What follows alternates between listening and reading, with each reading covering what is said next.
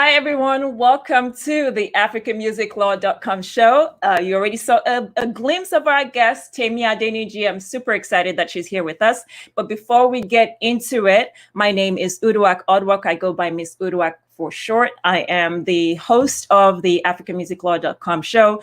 It's a show that was established in 2014. Now, prior to that, in 2011, the brand African Music Law was established.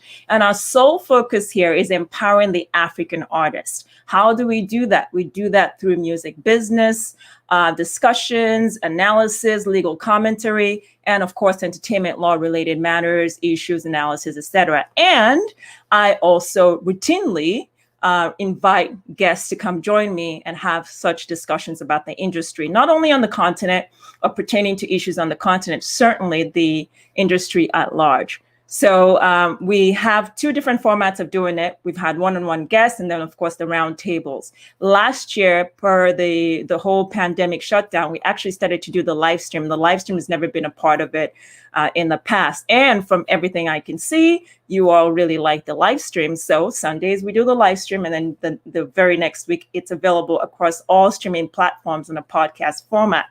That includes your Apple Music, Spotify, even Ghana Music, which is one of the largest streaming platforms in India. So be sure to check it out. Now, the final thing I will say is this is a very, very interactive session, needless to say, because it is live streamed. So please, please, please feel free to leave your comments. If you have questions as well, feel free to leave them. If my guest is able to answer it, she will. If I'm able to answer it, I will, or direct you to proper resources that can further help you with the questions that you might need answered. Having said that, let me introduce our guest to you. And the way I'm going to do that is to just give you a quick synopsis of her bio. So about Temi Adeniji. Temi Adeniji has been appointed to the combined role of Managing Director of Warner Music South Africa and SVP Strategy Sub-Saharan Africa. Adeniji will assume this position in September, reporting to Alfonso Perez-Soto, EVP for Eastern Europe, Middle East, India, and Africa. In addition, as SVP of Special Projects, she'll work closely with Simon Robson, President, International Recorded Music, on a number of international projects. Prior to her appointment, and since July 2016, she served as Director and then VP of International Strategy and Operations, reporting CEO of International and Global Commercial Services, steering all stages of the mergers and acquisitions process, from sourcing and negotiating through integration and formulating comprehensive analysis on core strategic issues. In that role, she also worked closely with the EVP of Eastern Europe, Middle East, and Africa in constructing tailored approaches to building rational operations in key emerging markets, as well as ancillary business development activities. Prior to WMG, Temi was an associate in the debt finance group at Kirkland and Ellis LLP, working primarily on sponsor-side acquisition finance transactions. Temi holds a BA degree from Princeton University, a JD from Columbia University, so Juris Doctorate from Columbia University, and an LLM from University College of London. Now, if you didn't understand all that I just said, let me break it down in English. It just means she's super smart. And let's take it a step further in Pidgin English for those in Sub-Saharan Africa, since we're going to be talking Sub-Saharan Africa. The girl know book well. So everyone, please welcome my guest, Temi Adeniji. Temi, how are you? Welcome. Hi, thank you. Thank you so much for having me. It is so great to have you. Thank you. Yeah, you know what I noticed for everyone watching? So I subscribe to Music Business Worldwide, which is a trade journal within the music industry, covering a lot of the issues in the industry.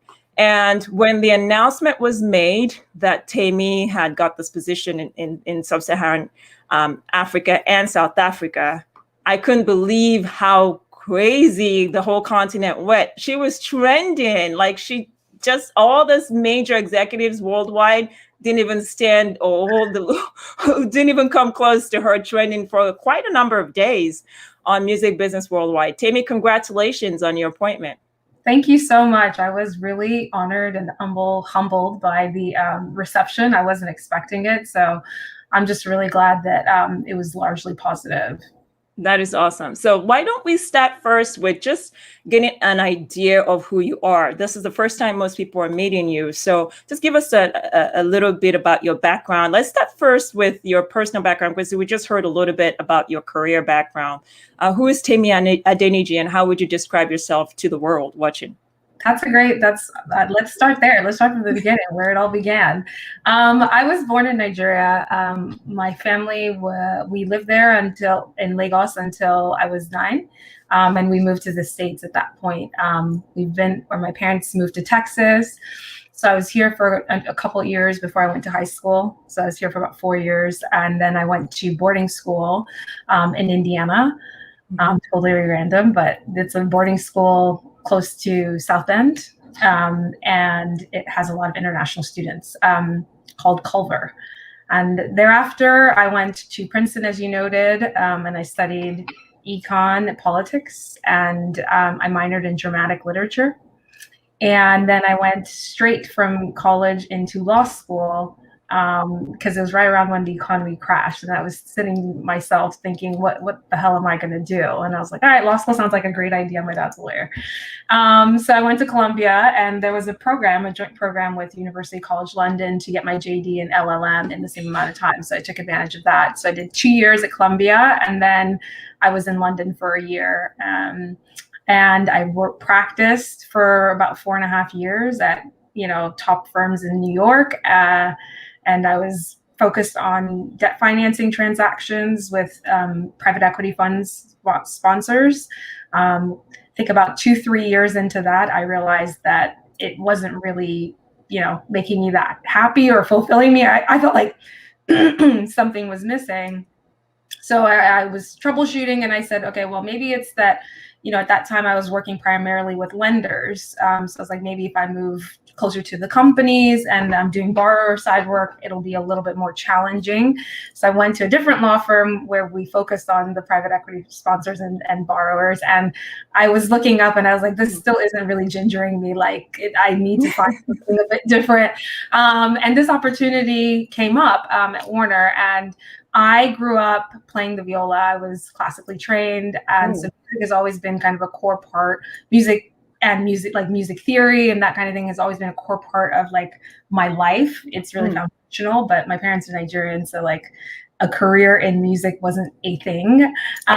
So I came upon this opportunity at Warner, which really merged my love of music, because that's the core product, with my commercial background and my desire in leaving the legal field to move to the business side. So it kind of was just like a perfect fit, this role, because I was working essentially as the chief of staff to the CEO of International, my former boss. And it really gave me a bird's eye view of what it meant to run this business in a major record label. And I found it's just really incredibly exciting. And that's one of the things when I was sitting, at a law firm, one of the things that I was just bored. I was like, okay, at some point, you're drafting the same agreement over and over again, and the creativity really lies in okay, how do I tailor this to this business? What kind of creative drafting can I, involve? And that just really didn't get me excited at night. I didn't wake up being like, oh my gosh, I wonder what covenants I can tweak in this way. That just wasn't a thing for me.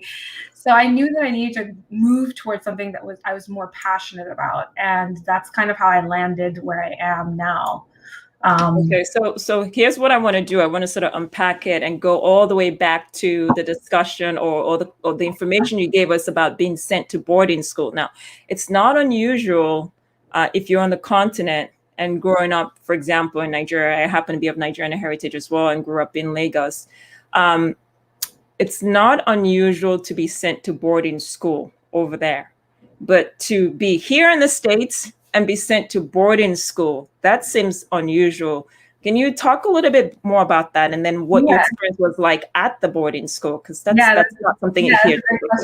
Yeah, in the US, it's not common at all. But so we moved to Texas.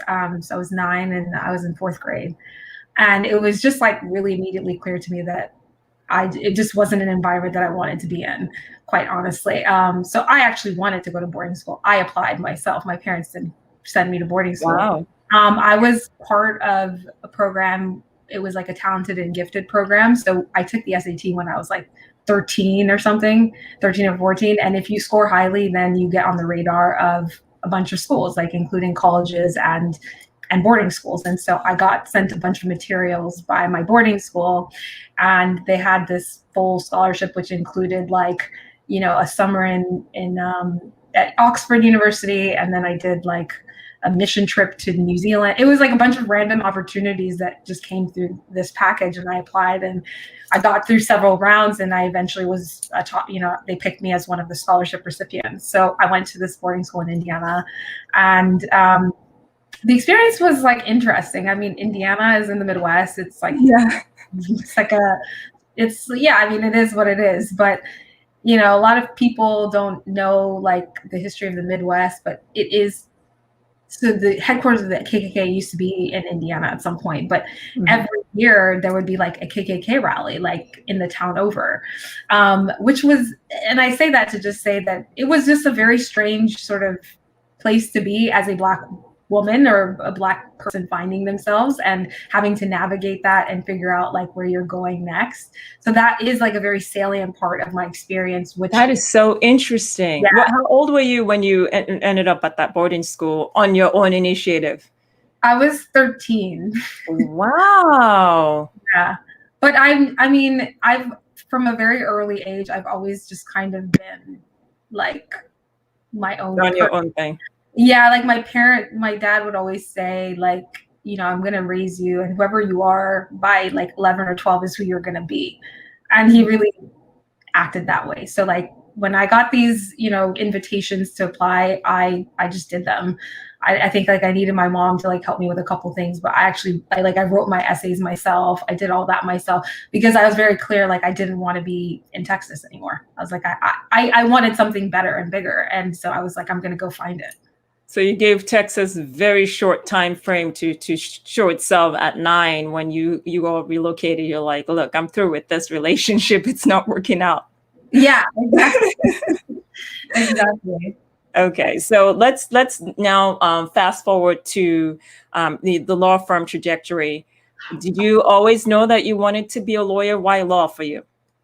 Yeah, I mean, actually, it's really funny. My dad's a lawyer, and he always told me like, you're better than this. You don't do this. Go and do business. Like it's more suited to your personality. And I think, you know, a combination of the market crashing. I did look at a bunch of banking jobs, but they weren't really hiring like that in the summers leading up to my graduation. And I ended up getting an internship at a law firm in London, Chadbourne and Park. And so I did that like my junior year of college. And yeah, it was challenging for me. I like anything that's intellectually stimulating, that I want to try to figure it out. And so it just kind of worked out that, you know, law school, the timing, everything worked out that way. And, you know, when you're in law school, the path is like you either go into nonprofit, you know, or you go into the corporate firm work, or you're doing like litigation or whatever. And I knew that litigation wasn't cut out for me. It was just like, I mean, it is the thing about being a lawyer that I like despise the most. And it's like, really? You know, oh my, I'm so hurt. I love litigation. I live for litigation. Like, it's not for me. Like, you know, looking at the blue book and like, you know, citing stuff, I was like, this isn't for me. But like corporate was like much more interesting for me because I felt it to be much more like a team sport. Like, you know, you're all working together to close a deal and you have a singular objective. And that for me just was more interesting. That being said, when you actually get into big law, you realize that it's like a grind and it's really, really taxing. It's a background and an experience that I'm really thankful for because I know I can do anything. Like I know there's no type of work that I think would be too challenging because I mean, you literally, all you do is work all the time. You have like your laptop strapped to you. So for me, it was a great foundation. And I always say like going into the music business, coming from that, I have a pretty structured framework about how I think about my career because of that experience. Like, I think it did give me like a foundation within which, you know, going into the music industry, it's not exactly a place that really like thinks critically about career paths or longevity or like career progression. And so I like already had a framework for thinking about my career from being, in big law and being a lawyer that I've applied to, being in the music industry. And I think it's been incredibly helpful for me. Okay, so then let's talk. So we've sort of started off with your background, learned a little bit about the personal side on the boarding school. So interesting, what a story. And then, of course, talked a little bit about your career. But let's now delve into a little part of the continent, since you're going to be spending some time there with your new position. During this whole time, when you relocated back to from Nigeria to the US, have you had an opportunity throughout to go visit or spend time on the continent prior to your recent appointment? Okay. I go back to Nigeria maybe 2 or 3 times a year. I had been for the past probably 5-6 years. Like some of my really good friends live there. I have family there, so I go back routinely. In terms of South Africa, I've gone there a number of times because it was part of my boss's remit, as part of our part of the territories that we covered. So I've been working with this affiliate for a while. I know a number of people of the employees quite well. So I feel very connected, but I think like for me, one of the reasons that I decided to jump at this opportunity, like I don't think moving to Johannesburg was in my plans even 6 months ago, but I jumped at the opportunity because, quite honestly, I think I've been doing a lot of advocating for building our business in Africa in New York. And there's always been a part of me that there's a gap there. I need to like actually be on ground, and I need to really actually like understand and experience what it means and like the nuances of how this industry works to really speak as an expert.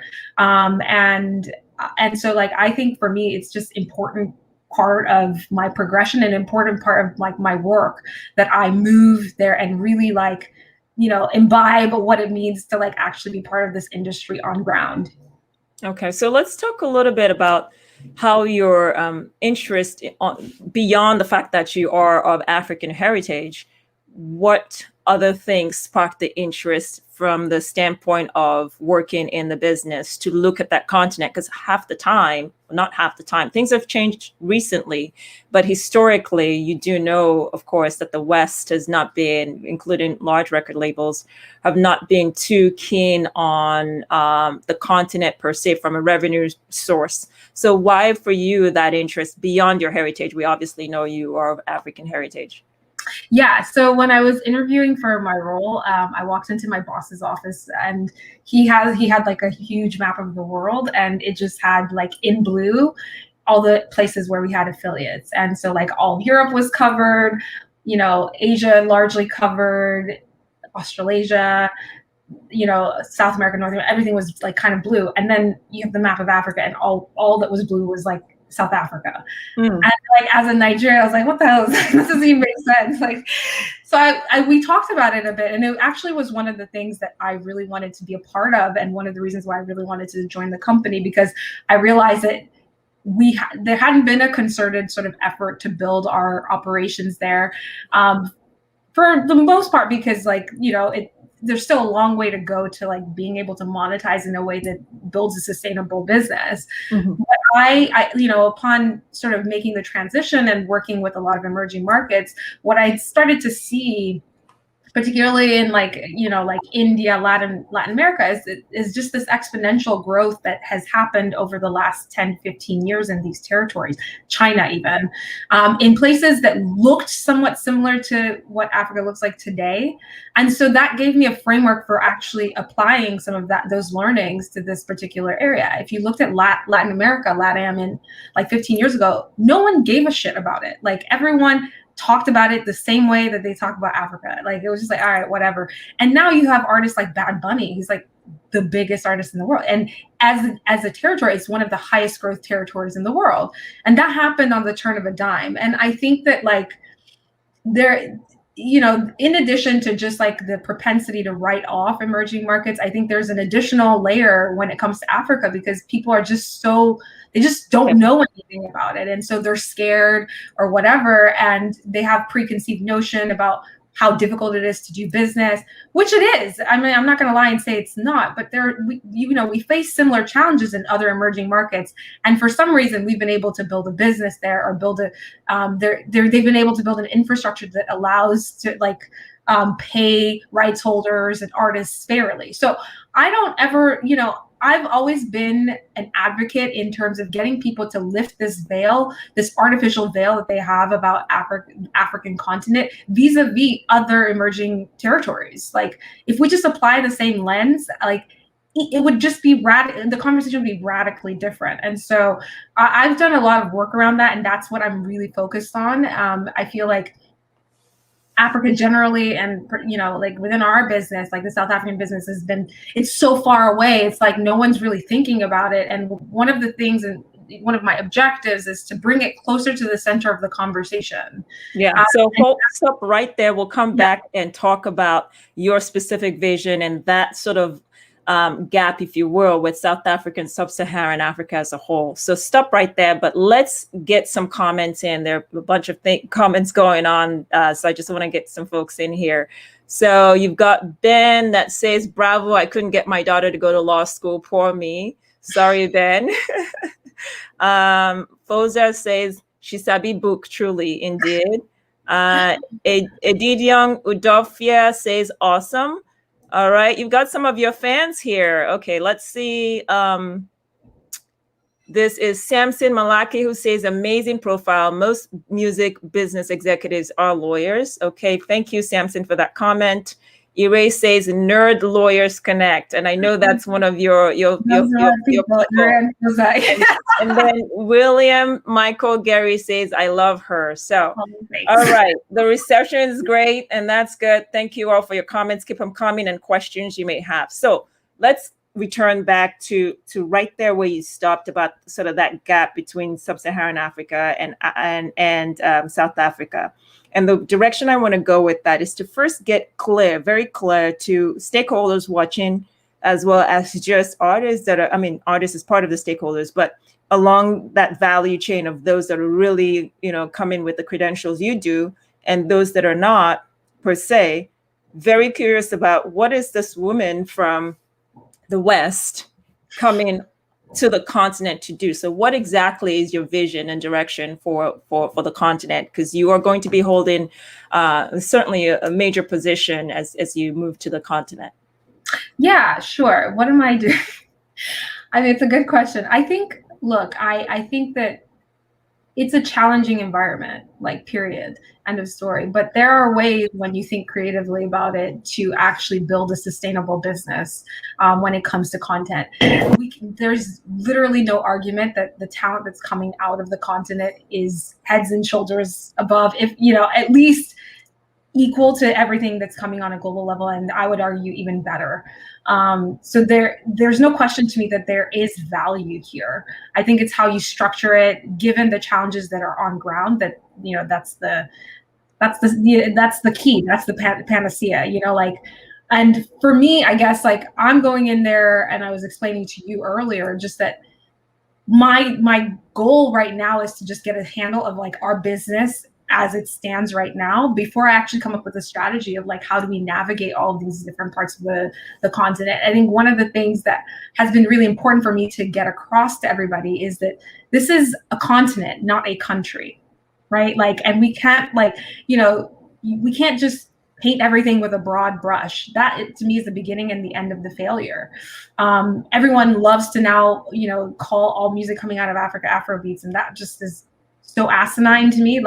There's so many different, 50 genres, so many genres, even in one country, to even count. I mean, and so for me, it's trying to hold a microscope on the continent and actually force people to be academically just more engaged in understanding what's happening. So dividing the continent into different regions, first of all, for me was the first thing. And that's how we think of our strategy. There's no one size fits all approach. South Africa is very different from Nigeria, which is very different from Tanzania. And so our strategy in these different parts of the continent has to be different. So that for me has been the number one sort of thing in getting, the people that I'm reporting to understand is that this is it's a continent. Like, Okay, so else is running a country or a territory. This is a continent. So let's go ahead and divide it, and I like that you're taking that approach. So let's go ahead and divide the different areas and get into it, starting with South Africa. One of the major criticisms, this wouldn't be the first time a major record label has been on the continent.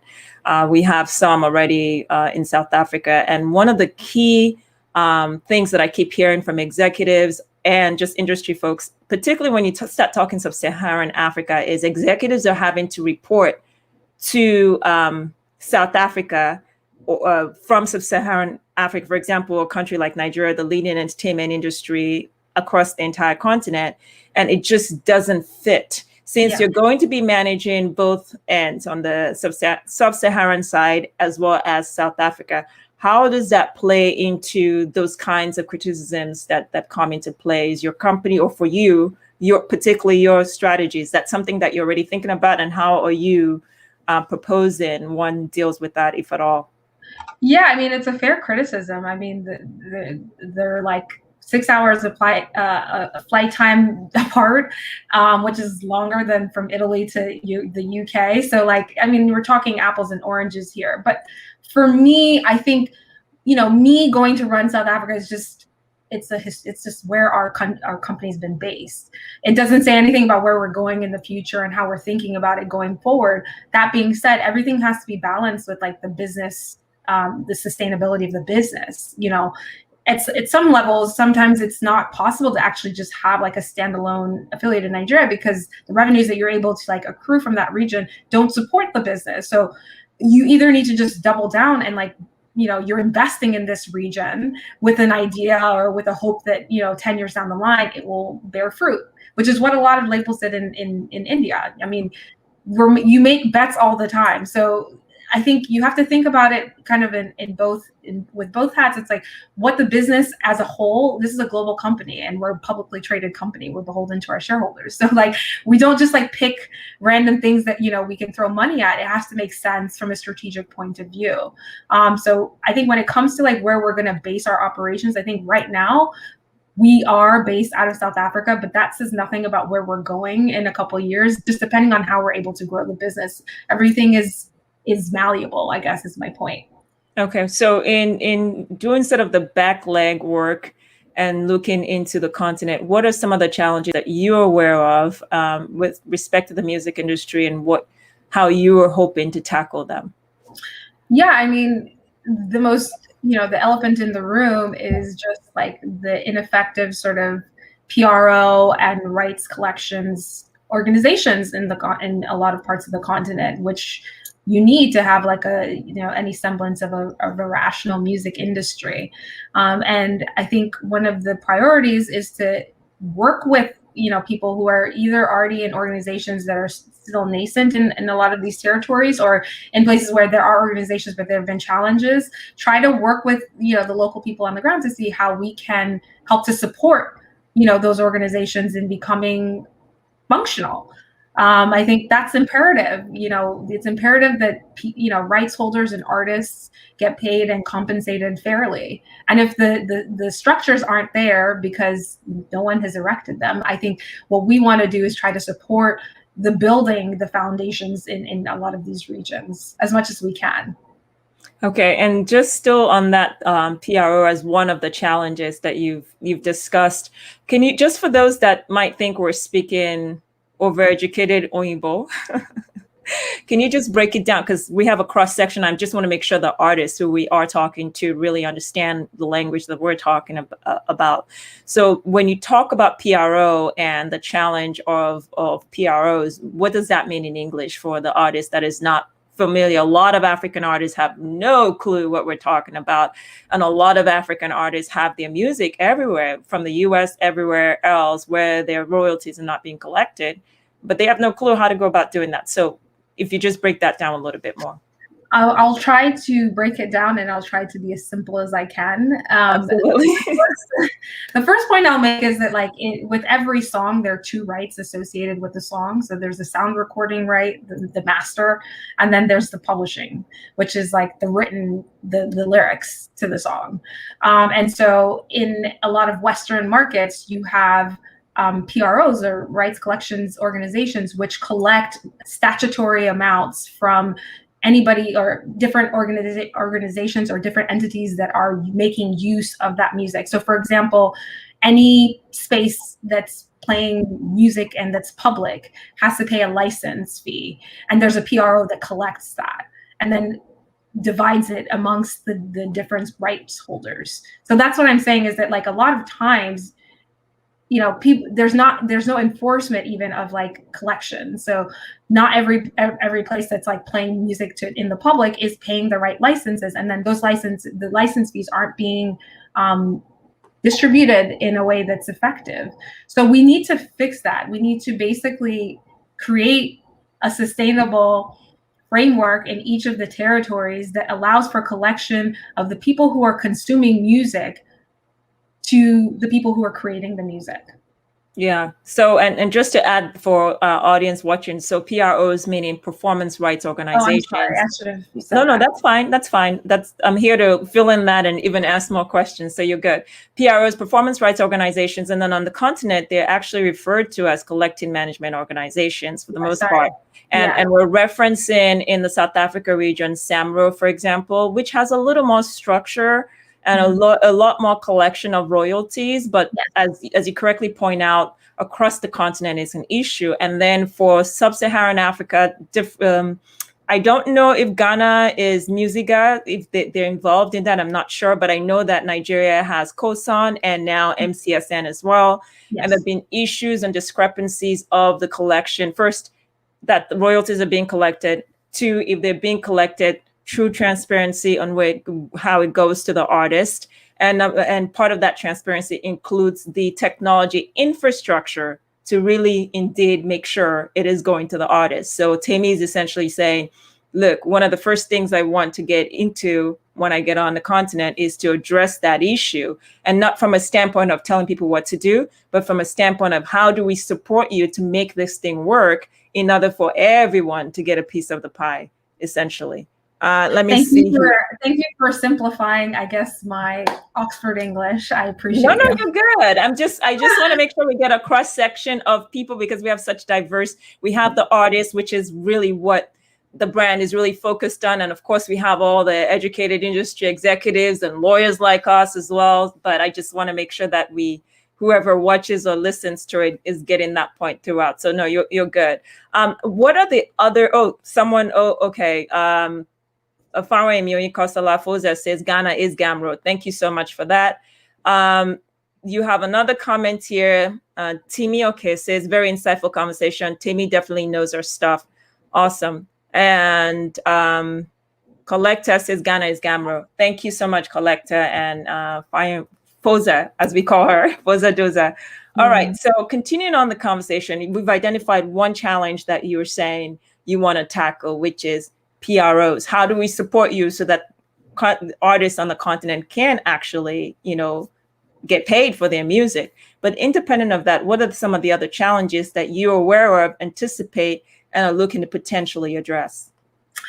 Yeah, I mean, I think that a lot of times it's just the expectations of the artist in terms of how much they're worth and how we value music deals. I think this is not a problem that's, specific to Africa or the continent. This is a challenge that we have across the business, which is just that, at the end of the day, it's a business. So we have to make sure that the numbers make sense. So people have emotional ties to kind of like how they value their content. And a lot of times the reason that, record labels are vilified is because it's looked at as like exploitative. But I oftentimes just want to like sit people down and just like walk them through like how we actually come up with these numbers, like, and walk you through a model so you understand that this isn't like we're just picking numbers like from the sky. Like there is like, it's like precision without accuracy. There is a way that we think about valuing transactions and valuing deals, which is how we can run a business that is sustainable and that works. So I anticipate having those kinds of challenges, particularly because we've seen like some breakout stars get really significant payouts. And so everyone's looking at them as like the standard bearers, whereas the market might still not be in a place to like actually support numbers of that amount in the long run. I think you see a flood of money coming into the market, and what I worry about is just that, you know, in a couple of years, some of the assumptions that are required to sustain some of these valuations actually don't bear out, and you see like again a major like migration out of the continent, which we saw like in the 70s and 80s. Yeah. Mm-hmm. Yeah. So just unpacking that a little bit more on sort of the realities that artists are thinking about, or their other stakeholders, and what truly is, and how you sort of go about making that decision. Can you just explain that a little further? Because you are right that there's a healthy skepticism of Western brands, and now Asian brands as well, coming into the continent. And about 2-3 weeks ago, I had a roundtable on the Burner and Wizkid Grammy Awards and what that meant for the continent. And one of the things that was highlighted, and that we all know, is that majority of the catalog, if not all of the catalog on the continent, even dating back to the 70s and 80s, as you speak about, are not even owned by the African talents that are creating it. So there is that healthy skepticism. So can you sort of break it down a little bit on, yes, of course, we know that big labels are there to make their money. They should. Every business, big or not, should be able to have a return on investment. But what does that really mean in terms of approaching a transaction, and how you think artists ought to be seeing this? Yeah, I mean, I don't actually think that the problem is that a lot of Africans don't own their rights. I think it's that they didn't realize what rights they were transferring at the time of transfer. And so maybe it wasn't valued appropriately. I think everyone always has a right to make a commercial decision to sell their work. I think the only thing that is important to note is that both sides of the transaction are equally informed about what they're doing. And I think it's that information asymmetry that I think is problematic. And I think as long as artists are armed with the tools and the knowledge about, you know, how to protect themselves, they have, you know, the right legal team, the right lawyers that are explaining to them exactly what they're transferring, then I think this is just, it's transactional, in my opinion. I think if no one is getting taken advantage of in terms of, here's all the information, here's what I think this is worth, you can walk away.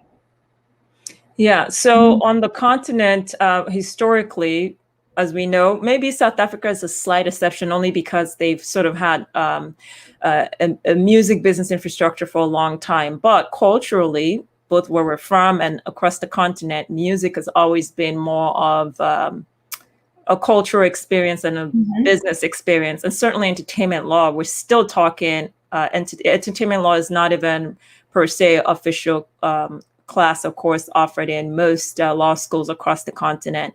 So practitioners are sort of trying to figure it out as they go, whether online or, you know, extrapolating from different people they follow on social networks. So understanding that there's that inequity with respect to contract advisory and interpretation, so an artist knows what they do.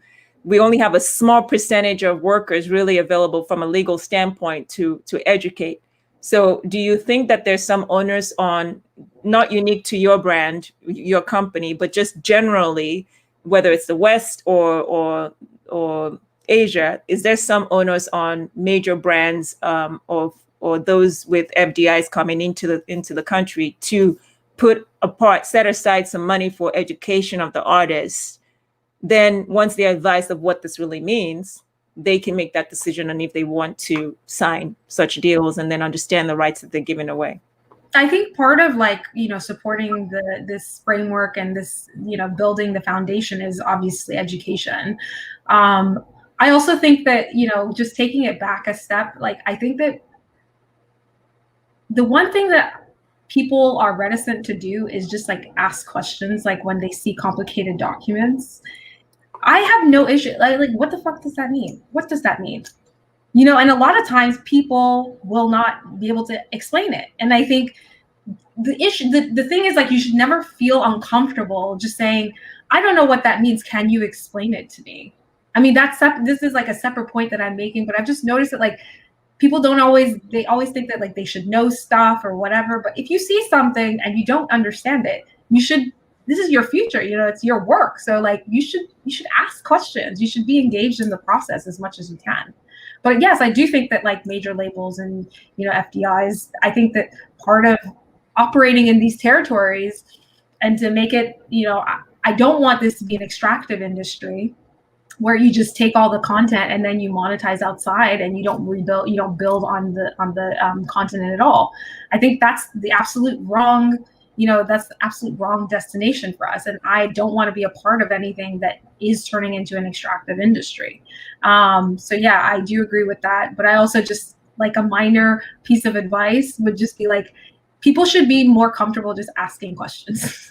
Yeah, I think, and I'm particular about highlighting a lot of those nuances, right, of cultural differences and how whether Western brands or anybody coming on the continent to do business sort of tuned in, and it's not unique to the continent. It's if you're doing business as a Westerner in Asia, that there's certain observations in China, in Japan, etc., that you've got to come and understand that if you want people to respond to you. Even ad campaigns, right? Ad campaigns in the US might work with the lingo. You take it and transcribe it over in Asia, and it might be offensive to people. So with that cultural difference, factoring that into it, I mean, there's such a gap when it comes to the ability to question things. In the US, we're more open. You can question things. In a country like Nigeria, for example, being the leading entertainment company, entertainment industry, the disparity on age, for example, if I'm older than you, culturally, you shouldn't be standing there asking me questions for what? And then, of course, there's the wealth gap as well, class as well. A rich man is offering you something, or a rich woman, and you're sitting there saying what?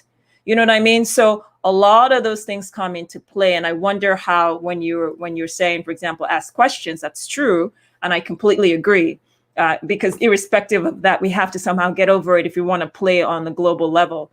But how do you suggest artists deal with such situations, or their representatives, their music managers, their executives, who are often treated worse than even, their artists or their maids, because they don't have the wealth? Yeah, no, I love that you brought up the sort of cultural nuance, especially around age, because I am quite young. So I'm oftentimes dealing with, older people who are much older than me. And I guess I'm just, I feel like I'm entitled to take up space. And so, I love that. Yeah, that makes people sometimes uncomfortable.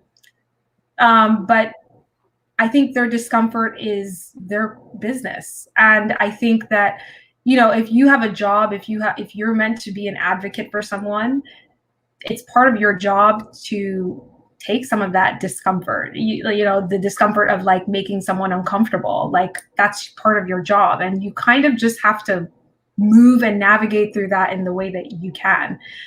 Sometimes I might come across as, aggressive, but for me, I think particularly as a woman and as a Black woman, and having operated in spaces where I'm almost always the only one of my kind, I think it comes back to just like, yeah, I'm going to take up space. And if that makes you uncomfortable, and like if my voice and my questions make you uncomfortable, then that's something that I'm willing to chest, because at the end of the day, I have to protect myself, or I have to like get a point across. And that to me is my objective. So everything along the way is just noise for me.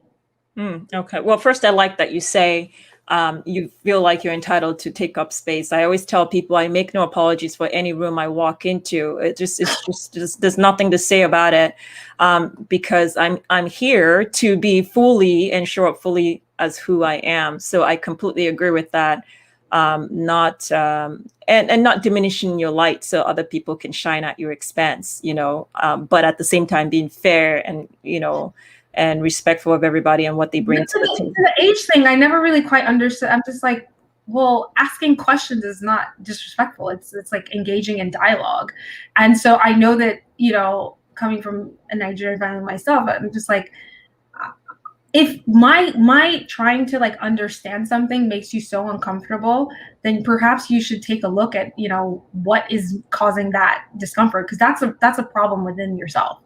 Yeah, but people are programmed. I mean, I would even, I'm from my family hails from what's now the south of Nigeria, but I grew up in your region, right? So Lagos, and speak and read and write the language there. And I know culturally, even the way women and men greet their elders are so different. I mean, men have to prostrate completely flat on the floor, and then women kneel down. So young girls, if you're older, you can't reference an older person as just their name. It has to be auntie, uncle, bada, or, you know what I mean?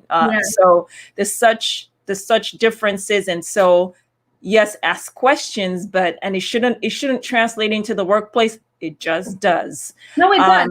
And I don't operate in that space. Like, so I am giving advice from my experience, which is working in America, which there is obviously like an issue with, or there are issues around, discrimination, or being Black, and then being a woman, like gender issues. And so I'm just saying that the way that I approach it within my context is to be unafraid of taking up space. And I think you apply that in whatever way makes sense for your particular context. So if it's Nigeria and you're navigating sort of age and sexism and all that stuff, I think you apply that in a way that makes sense for that context. Yeah, so let's talk about applying that and wrap that particular part of the conversation. And then I want to get some comments and then sort of start getting ready to wrap things up. So applying that in that context, going into that space, first, Sub-Saharan Africa, what territories are you covering? Nigeria, Ghana, any other countries in between that? Yeah, I mean, it's everything excluding North Africa. Okay. All right. So applying the context of sexism and also dealing with just the age issue, you are going to be in the spaces, both in South Africa, et cetera. Granted, you are, coming on a very top executive level, which shields you to some extent with the whole class part of things. But in managing and directing, what's the kind of work culture you're hoping to establish where people can feel free to ask questions and interact with you, and know that whether it's external or internal, your approach to doing business is not that, differential treatment based on age or tribalism or whatever the heck is out there. Yeah. I mean, I'm in the process of just sort of having one-on-ones with every single employee in the business that I'm going into. Wow. And I think one of the key things that I've been trying to sort of get across to them is like, I don't see myself as this authoritarian figure that's coming in and, saying you do this, you do that. It's more like I feel like I'm a steward and I'm putting puzzle pieces together. So my job is to get everybody to feel empowered and to understand that this is your business. So like we're here at A and we're trying to get to Z. How are you going to help this organization get from A to Z? It's as much your responsibility as it is my responsibility. So I think that's just how I am framing it, and that's how I see it. And I think making sure that everyone imbibes this sort of ethos of like everybody, it's an ethos based on respect, regardless of age, and understanding that innovation can come from the youngest person or the oldest person. And that's actually the beauty of just like collecting a diversity of opinions and perspectives, is that you end up sourcing from so many different life experiences, and then you hopefully find something that gets you the best result. I think when you try to filter by age or by like gender and stuff, you're actually closing yourself off to like really innovative and interesting and, a lot of times creative solutions that you might not get when you have an echo chamber of people who look all like you or come from the same background as you. I think it's actually a disservice to the business to do that. So I'm firmly rooted in like, I want everybody's voice to be heard. Okay, so let's get some comments in. We have several comments. So Foza says the hyperinflation of artist value and IP value is a huge problem, which you were already addressing. PD Picasso says, great insight. I can't believe I almost missed this. So we're glad you joined, and join for some more coming up as well. Right, PD. Yes. PD and I have a very interesting background. I grew up right next to his cousins, and I remember when he was in Oklahoma getting ready to relocate and reaching out with respect to Nigeria and the music market. So I'm so glad, PD, to see what you've done and some of the deals you're brokering and how you're trying to move the industry forward. Keep up the good job. All right. Foza says, asking questions gets you in trouble a lot here, but consistently asking questions sets you aside and people get used to it. You balance it with firmness and respect. We see it at the bar later. We see at the bar later and chair. Okay, awesome. She also says legal industry and ageism is a long-term battle, but it's changing slowly. More comments from Fozer, and then we have more from others. Be unafraid to take up space. Oh, she's quoting you. So that's going to be the tagline and quote from this episode.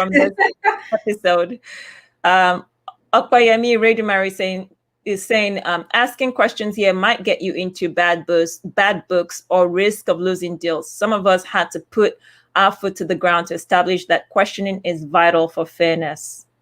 A1. Point well taken. And then Foza says, Temi, it's a question. She says, Temi, how involved are you in the music itself? I love the magic Warner is doing with CK already. So yeah, I mean, for me, like, that's the super fun part of this whole thing. I really love the process, from the A&R to the marketing. I love the process, and so I'm super close, or as close as I can be, to the artist. Like I said, I have a background sort of. I was classically trained on the viola, and so music theory is something that is ingrained in me, and so I love to be part of the from inception, from creation through to the finished product. I love that. And I love for artists to feel comfortable with me. I'm super passionate about artists just generally. And I really am just I take a lot of energy from artists and from art itself. And so for me, that's the bedrock. That's our product. It's people, and it's the people who are creating the content. So for me, with CK, I mean, from his first cut to his last cut, he and I are going back and forth. I'm that sounds great. How about this? Have you thought about that? Are you sampling this? Did you mean to do that? Is that how you're thinking about it? And what's your brand? How are you thinking about, the vision for your brand? I'm always trying to have those conversations, because I think it's part of being a leader in this business is not just about the numbers. It's about really understanding creatives and the way that they think about their product and their work, and really engaging in that process and trying to put yourself in their shoes as much as you can. It reminds me of Clive Davis and his background. Remember, he came from an executive, from a legal in-house corporate, did all that stuff, and then transitioned into the music business. And one of the things he said was being super involved on that creative process. And then he has an ear for an A&R as well, being able to know what that next big sound will be. So being involved, I think, also allows you to stay on the pulse of what's going on. Otherwise, you quickly get outdated if you're not staying up to date with the artist, the music production process, the technologies that are happening in the process of just creating music, among other things, and most importantly, connecting with how artists are producing. So that's great that you have that approach. Let's see here. You do have some comments. Ugonna Ibe Ejogu says, taking up space and looking good while doing it. Here for Temi. Just to say that this is actually a piece made by Ugonna, so she's actually shouting herself out. Okay. And then Samson says innovation isn't limited to any age or gender. Absolutely agree. So let's begin to wrap it up. And the way I want to wrap it up is just how you hope the industry can support where you're trying to go, particularly in light of the fact that as you say, your vision and your intentions are not to come and contribute to an environment that takes away. Instead, it's adding and ensuring that everyone, as much as possible, is able to partake in this piece of the pie. So going into the spaces, especially for industry stakeholders watching, what are you hoping the support looks like for you? Yeah, I mean, I just want to be treated fairly. I don't expect any special treatment. I'm very confident in my competence, but I'm also understanding that I'm coming into somewhere for the first time, so I have a lot to learn. So I'm definitely humble about that. And so, I'm always open to constructive criticism. I'm always open to any ideas, thoughts, or whatever. And I'm almost always open to just connecting with people generally. So I don't expect anything special except that, give me time to like learn. Okay. Any final words before we find out where people can reach you? Yeah, no, thank you so much for having me. This was a really nice conversation. I felt really, I shared some parts that I don't think I've ever shared actually before, because you asked some really probing and interesting questions. And I hope that this has been informative and I didn't waste an hour of everyone's time. If so, you can bill me for it. But yeah, no, thank you. I'm going to bill you. You absolutely wasted my time. I'm sending you the invoice. In that case, I'll give you the wrong email address.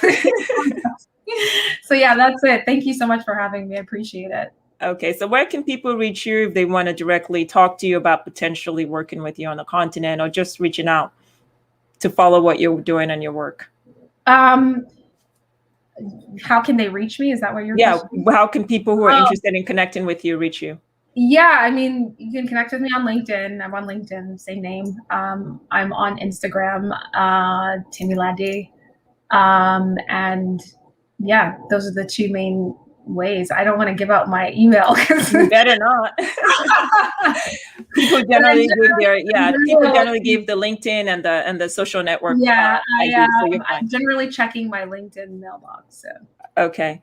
All right. So thank you so much, Temi, for being here. It was good to have you, and just good to hear your perspective on what you want to do on the continent. And again, congratulations on this accomplishment.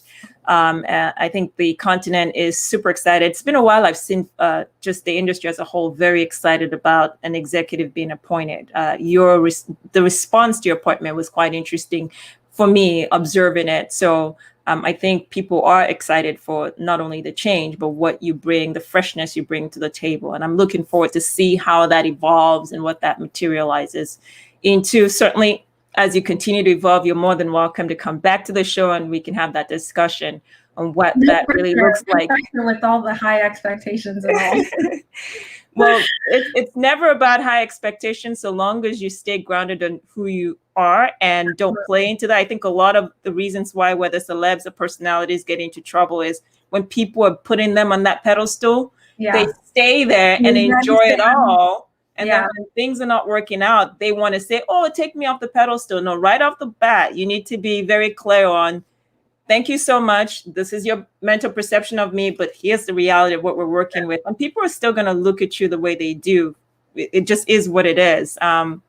You can't tell anyone anything about, for example, the fact, especially on the continent, that you have a law degree and you're a Juris Doctorate. Some places will refer to you as doctor, you know the deal, right? Whereas here, we have a lot of lawyers. So you're no longer just Miss Adeniji, you're Dr. Adeniji for all intended purposes. Okay. Yeah, I mean, I grew up with lawyers being called doctor. I grew up with lawyers being called doctor, No, so and the paternal side of the family, a lot of law enforcement, judiciary, law, academia, all that. So I'm sort of well versed with how sort of the and just generally as a whole, I think the African continent really respects education. And then when you add all the other things and the brand you're working for, it's sort of like, whoa, oh my God, this is crazy. So I think if you balance that expectation, people will be fine. All right. So let me see.